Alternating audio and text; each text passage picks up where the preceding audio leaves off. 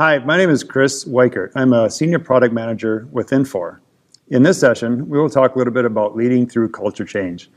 This is something I had experienced with an organization where I had taken on a leadership role over a department where their service levels were poor, there were inefficient manual processes in place, and there was a general dissatisfaction towards the overall department and level of service that was being provided. I will review the steps that I had used to help accomplish the goal of turning my department into a customer-focused, highly valued service department within the organization. You had taken on the responsibility to disrupt the status quo and establish new values, assumptions, and norms that will drive a higher performance, better customer service, efficiency, savings, or other determined objectives.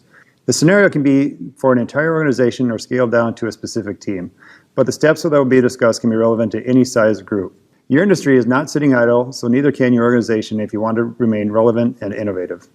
For starters, organization culture can be defined as a system of shared values, assumptions, beliefs, and norms that unite members of a group or organization. This often reflects the collective employees' views and often how employees act and feel. And when I say culture during this presentation, this is what I'm referring to. First, find the point where strategy meets culture. Strategy is generally driven by the top down with goals, objectives, and direction setting. Once that's been defined, look at what needs to be changed in the culture. Each change identified should have a purpose that is clearly communicated as to what the positive impact is. After all, you are not just doing this just to do it. There's an objective involved, and this needs to be communicated. An example is a strategic direction to become more efficient and increase the scope of services offered and focus on customer needs. The culture change can be to increase the use of available technology to reduce the manual time spent completing tasks, and to use the time gained to interact and collaborate more with customers. Next, involve and engage individuals at all levels of the organization. This serves several purposes.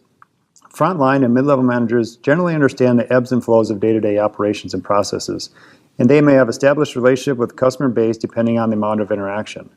Bringing their experience will help in recognizing obstacles and provide process knowledges that may not be documented. Another benefit is that this will allow you to identify who can assist in being your agents of change. These are individuals that will recognize the benefits of what is trying to be accomplished and provide willingness to help brainstorm, test new ideas, influence peers, and get feedback from the customer base. Next, you want to recognize current culture strengths. You may not need to complete an entire overhaul of the status quo. There may be processes in place that can be leveraged to help reach your goals. If your team is currently engaged with customers on a regular basis, recognize this and build the strength into the new paradigm. Identify how you can enhance this activity to include new and/or enhanced performances. In the organization I had done this with, we were big on daily huddles. These were short 3 to 5 minute check-ins to review daily activities. We were able to bring in minor additional details into this meeting and add value with minimal time added to the meeting length. Next, you want to pick your battles wisely. Start your focus on the changes that can make quick wins and valued improvement. Getting employees to change habits and behaviors is difficult. Focus on the quick wins from the beginning and build the momentum to show that this is something that can be done, and this will also enable team members to start thinking differently. And walk the walk. Once the momentum and energy begins to wear off, which it will, it is up to the leader to ensure sustainability.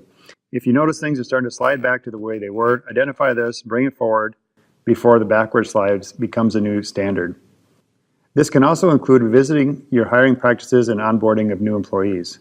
Ensure you are bringing the right people on who understand the strategy and reinforce this through updating your training processes for new and current employees. Measure and monitor progress. As with any project or initiative, monitor your progress to ensure forward momentum is continued and sustained. As stated earlier, your changes should have a clear objective. Track your progress as a reportable metric, not just till the goal is met, but until it becomes the norm. In my role, we had a dashboard that was in plain view for all staff, and this was reviewed weekly by the staff and monthly with executive leadership. Reviewing this regularly kept us accountable to ensure we were staying on top of what we were measuring and the impact it made. Finally, assess and adapt. Not all changes are implemented smoothly, not even the quick wins. There are unforeseen variables, changes in practice, even strategy priority changes. Work to recognize what is successful and what is not. Investigate and adjust accordingly. Continue engaging your team to solicit feedback, to encourage collaboration from a bottom-up approach. This is something you are not doing for yourself, but for the organization as a whole. In conclusion, while there are various ways to approach this, these are some of the steps that have helped me fundamentally change the culture of my supply chain department. And this isn't done overnight. This type of fundamental change takes time. As a leader, I truly believe that what I was doing was the right thing, which helped me stay on task. I recognized what was needed to change and developed a plan to implement and ensure sustainability. This was a challenging process, but with the help of the right team and the members on board, we were able to provide a higher level of service and increase our scope of services delivered to our organization.